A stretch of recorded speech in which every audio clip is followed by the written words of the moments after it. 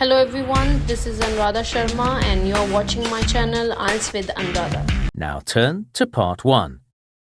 You'll hear someone booking transport for a trip.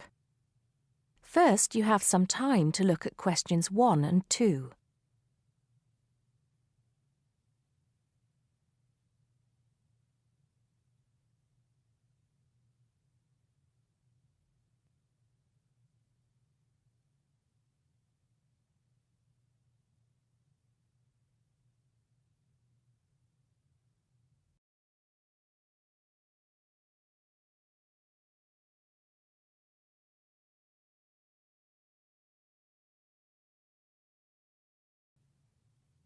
Good morning, Burnham Coaches. Sarah speaking. How can I help you? Yes. Good morning. I'm a teacher at the Down Language School. We have a bit of a problem, and I was wondering if you could help us out. What is the problem exactly? Well, we normally take our students on an excursion at the end of their course.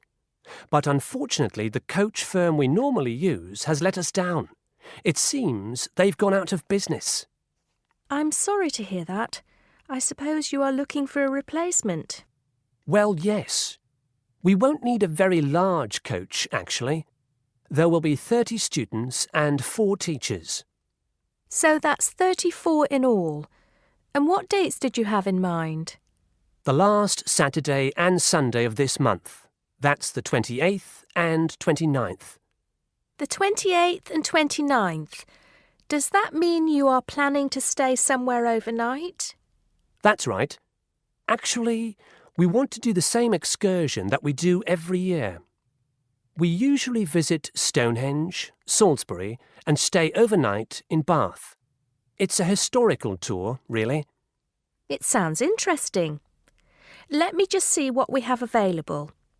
Oh dear, I'm afraid all our coaches are booked out for the 28th. It's the busiest time of the year for us, actually. I was afraid that would be a problem. But you have a coach available for the 29th? Yes, we do. And it's available for the 30th as well, if that's any help to you. I'm afraid not. Sunday is the last day. The students go home on Monday. I think we'll just have to change our plans a bit and leave out Salisbury. It's a shame, but I don't think we can fit in all 3 places in one day. So you would like to book the coach for the 29th, visiting Stonehenge and Bath, is that right? Yes, I think so. Before you hear the rest of the conversation, you have some time to look at questions 3 to 10.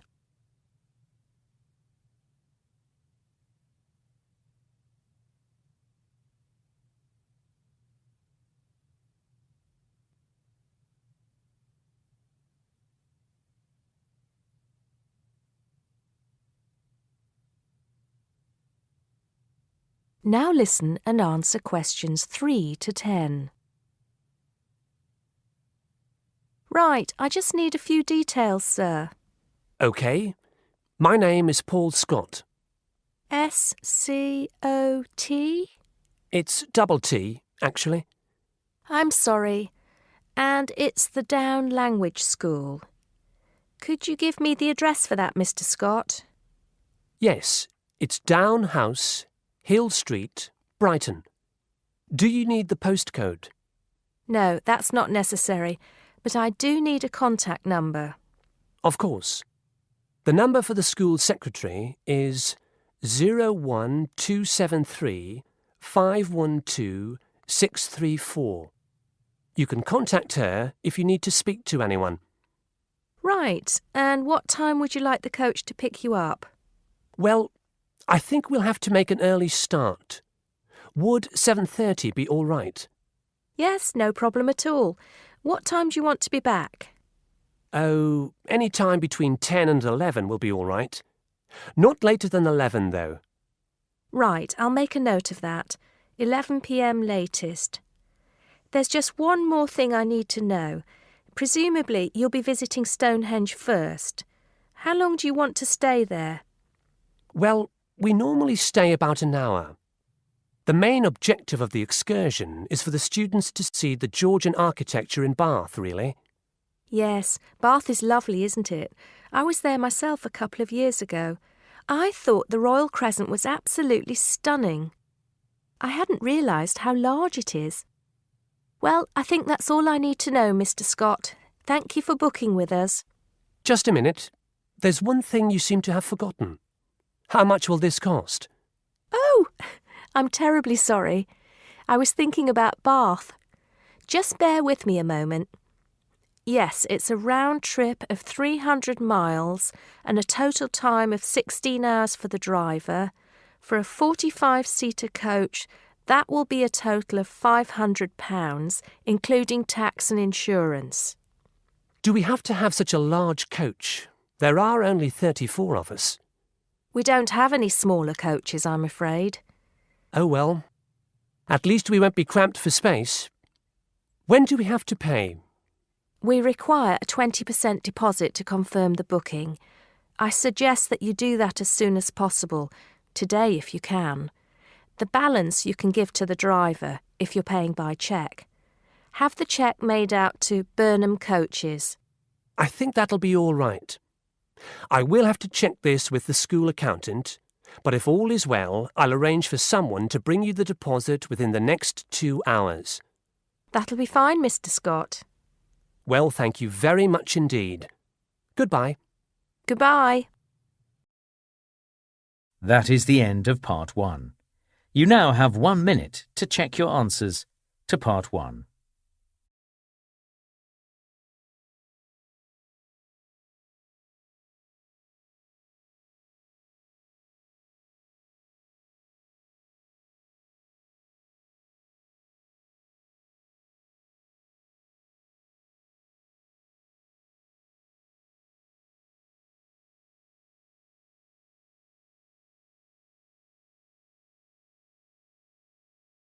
Part 2.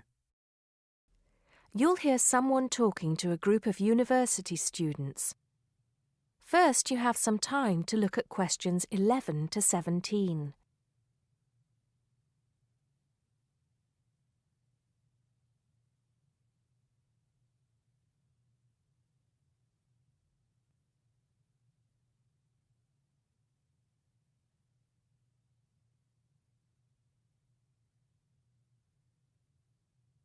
Now listen carefully and answer questions 11 to 17.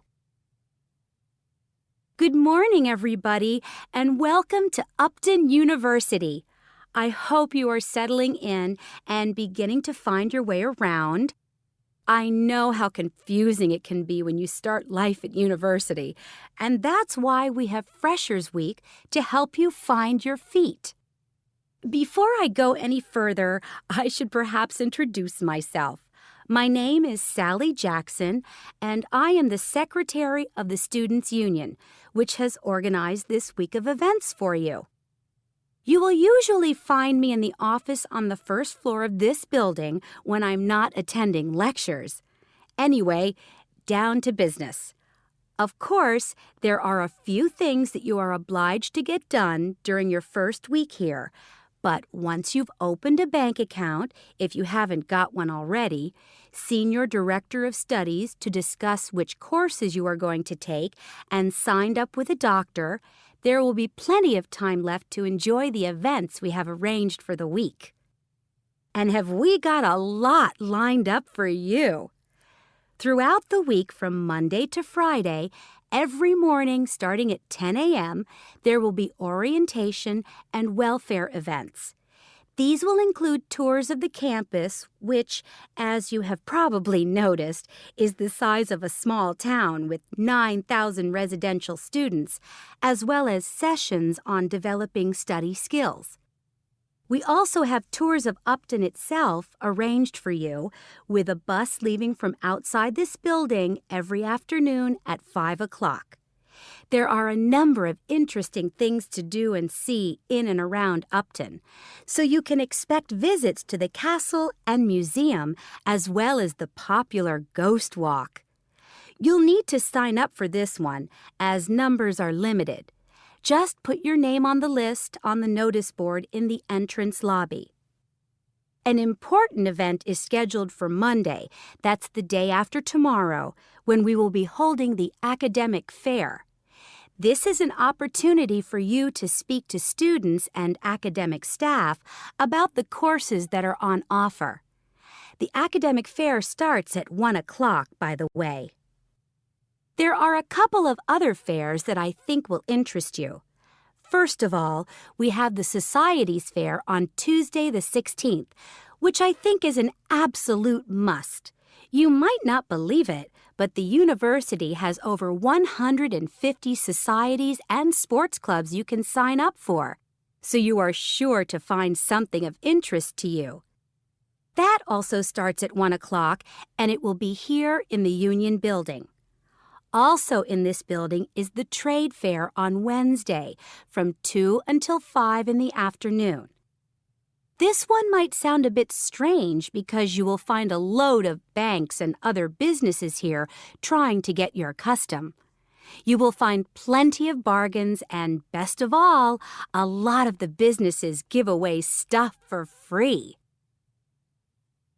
Before you hear the rest of the talk, you have some time to look at questions 18 to 20.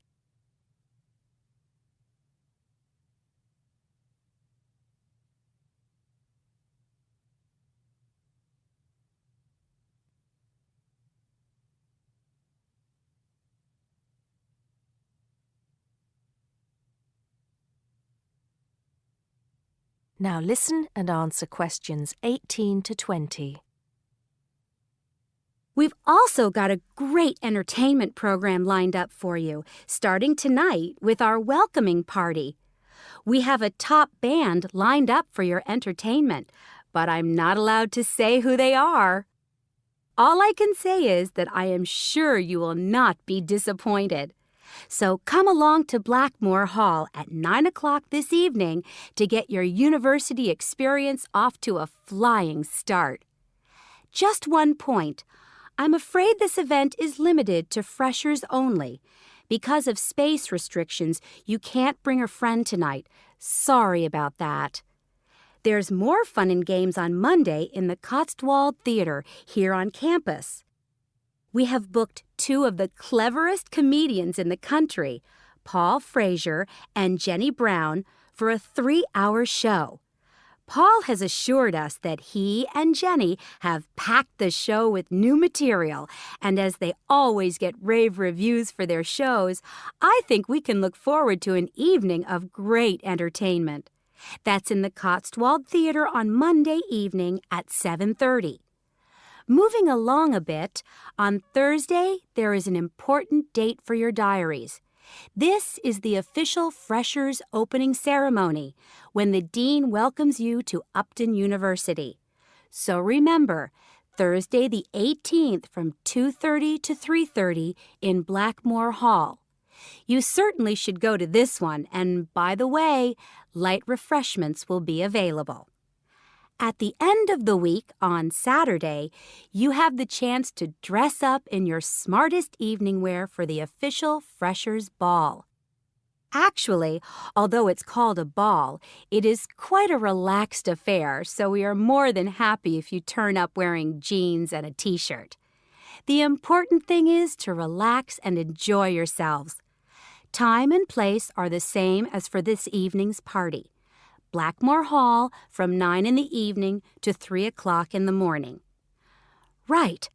I think I've covered the most important and exciting events we have lined up for you, but there will be plenty of other things going on throughout the week, so remember to check the notice board in the entrance lobby regularly.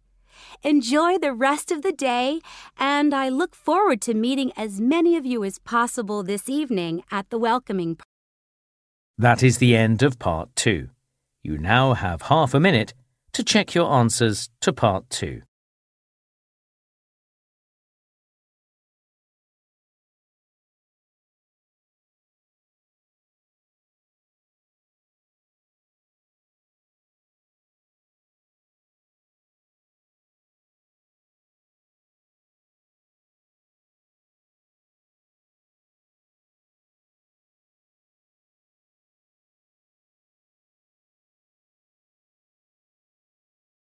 Part 3. You'll hear a tutor and some students discussing eating disorders. First, you have some time to look at questions 21 to 23.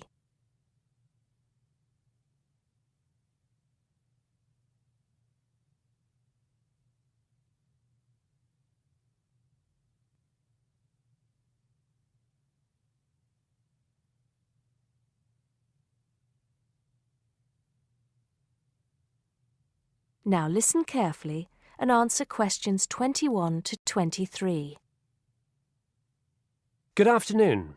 I hope everything is going well. Right, we've been looking at problems some people have with eating. And today I'd like to focus on one you've probably come across in your reading. It is sometimes called binge eating disorder, or BED. As you know, I am not a particular fan of these acronyms, so I will refer to it by the alternative name, compulsive eating disorder. Has anybody heard of it? Yes, I have. In fact, I read a case study of a first-year university student who was diagnosed with it. Do you remember what the symptoms are? Well, of course, one symptom is that the person eats too much, although that's true for other eating disorders as well. They also put on weight. That's right. Whereas in some other conditions, such as bulimia, they don't, and can actually lose weight. One thing that compulsive eating disorder and bulimia have in common, though, is that the person with the condition often becomes clinically depressed. Are you saying that everybody who is overweight is suffering from the disorder? Not at all. What makes the compulsive eater different is the pattern of the disorder. Initially, as we've said, the compulsive eater starts eating too much. This seems to be because the sufferer finds comfort in food and eating is seen as a way of coping with problems. They don't eat because they feel hungry. Mary, in the case study you read, was there any reference to what triggered the problem? I seem to recall that the student was suffering from stress because she was revising for exams, and she started eating snacks, junk food, while she was studying. Soon, she was eating snacks all the time, and it just got worse from there. Yes, that sounds plausible, although compulsive eating often starts a lot earlier than the case you describe. Before you hear the rest of the conversation, you have some time to look at questions 24 to 30.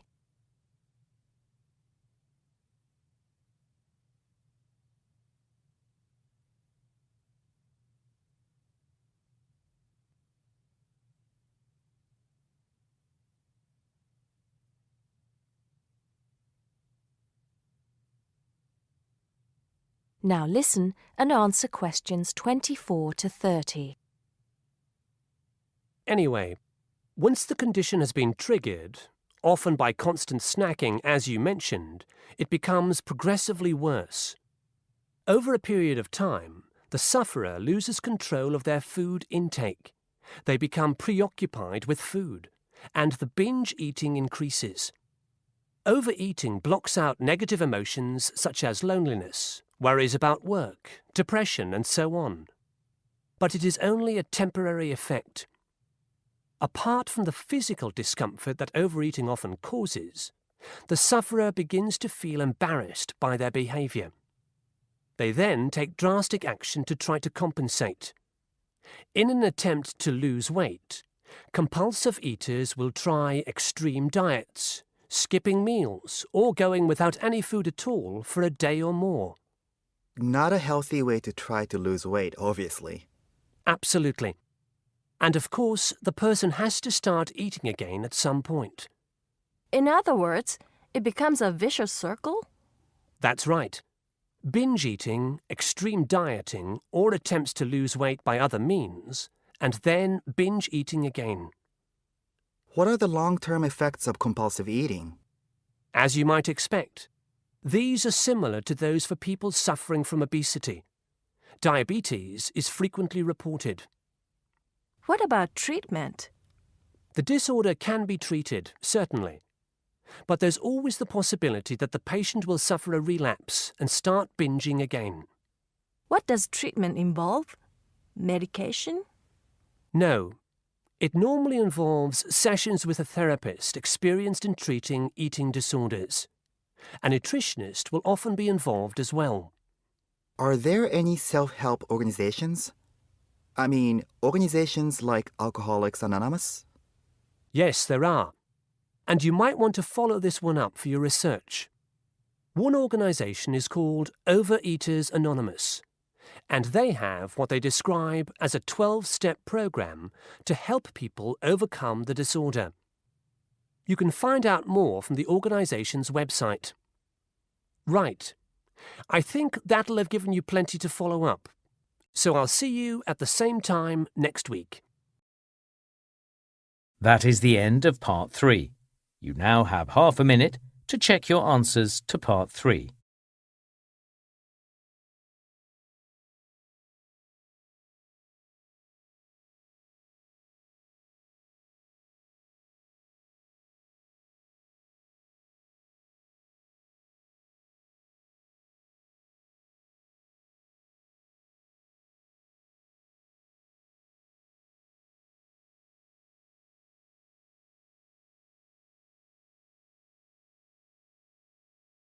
Listening, Part 4. You'll hear a man giving a lecture on nuclear fusion. First, you have some time to look at questions 31 to 33.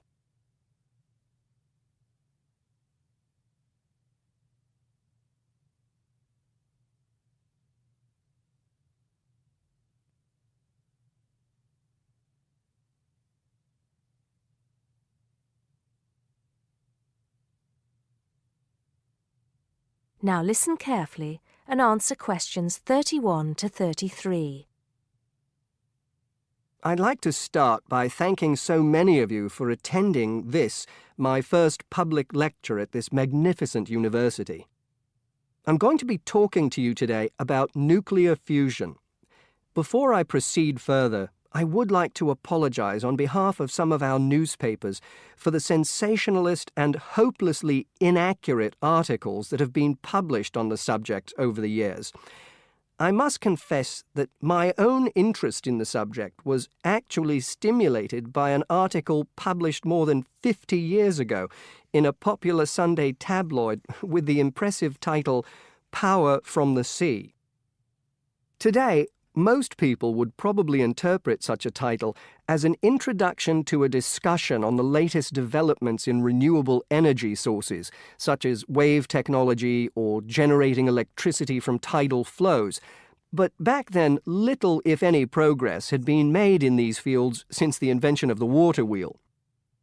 As I recall, following coverage of the opening of the world's first commercial nuclear power station, more than 50 years ago now, at Calder Hall in 1956, the article promised that we would have limitless, almost free electricity within 10 years. It claimed that we could do this using an isotope of water, deuterium, from the sea. This would be used in reactors to combine simple molecules of hydrogen to form helium, releasing energy in the process. Of course, this is different from the process of nuclear fission, which today's nuclear reactors use. I wouldn't like to say that the article I read as a boy was totally inaccurate. It's true that the concept of producing energy from nuclear fusion, essentially reproducing the reactions by which our sun and other stars produce energy, depends on fusing atoms of hydrogen, but the timescale suggested was hopelessly wrong. To this day, despite some very embarrassing false claims from scientists who should have known better, we have not been able to produce energy from nuclear fusion in a controllable way. Let me make clear what I mean by this statement, before some journalist in the audience gets hold of the wrong end of the stick. Yes, we have been able to fuse hydrogen atoms to produce helium and a release of energy, but the balance account has always been negative. We've always had to put more energy into the reaction than we've ever succeeded in getting out. We know the theory works, but we still do not know if we can get fusion to work for us and solve the problem of our energy needs. Before you hear the rest of the talk, you have some time to look at questions 34 to 40.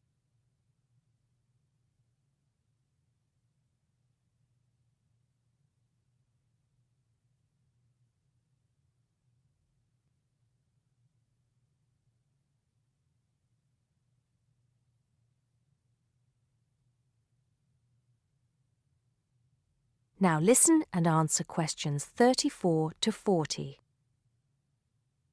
Here, I will briefly explain these problems before going on to give you a summary of the innovative ways being tested to overcome them. First of all, we have to try to understand the incredible physical conditions that exist inside a natural nuclear fusion reactor, such as the Sun. To start with, we have to create temperatures never experienced on our planet. Indeed, if we had experienced the temperatures required, then our planet would never have formed. We have to generate temperatures of at least 100 million degrees Celsius in a carefully controlled environment before we can even hope to produce a fusion reaction. The problems are immense, but it can be done. Many of you will know that you can put your hand into a very hot oven and not get burnt, provided you do not touch any of the surfaces. I won't go into the reasons for this phenomenon here, but we are applying roughly the same principles in designs for fusion reactors. I think I can promise you that the heat will be confined to a very small area. The other major problem we have to find a solution to is pressure. The pressures in a massive body like the Sun are vast, and this is what brings the hydrogen atoms into such close proximity to one another that they fuse into helium. We may not have to achieve the same pressures in a fusion reactor, but even so, it is a huge technological problem. What, then, makes me hopeful about the future of energy from nuclear fusion? Perhaps surprisingly, it is developments in laser technology. We can now use lasers to control the nuclear fuel pellets so that they remain suspended inside the reactor without touching the sides. Remember that these pellets are quite small, and because they contain atoms of deuterium and tritium, the two isotopic forms of hydrogen that can be used in these reactions, they are quite light. The lasers will also compress the fuel pellet to raise the pressure to that required to initiate the fusion reaction. Another, far more powerful laser will be used to heat the fuel pellet to the temperature required. This laser, if you like, will act as the trigger to start the reaction. Once started, it is hoped that the reaction will produce enough energy to maintain itself, and also that it will produce a surplus in the form of heat that can be used to produce the steam needed to drive turbines in order to generate the electricity the world needs. To give you some idea of how much energy we can produce, it has been calculated that just 1 kilogram of fusion fuel is capable of producing the same amount of energy as 10,000 tons of fossil fuel. I think you would agree that such an objective is worth working towards. I believe, and I am not alone in this, that nuclear fusion could supply the world's energy needs for centuries. That is the end of Part 4. You now have 1 minute to check your answers to Part 4.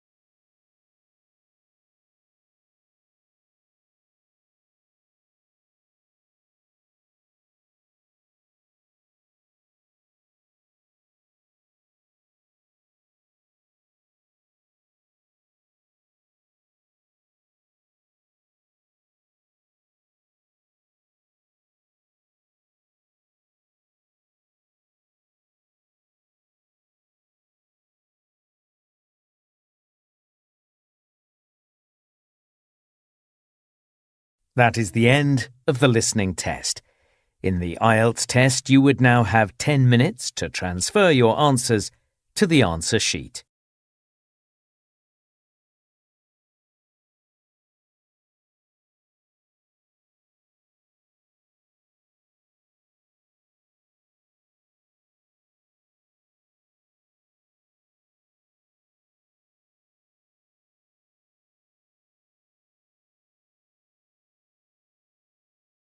Thank you for watching and stay tuned for more videos.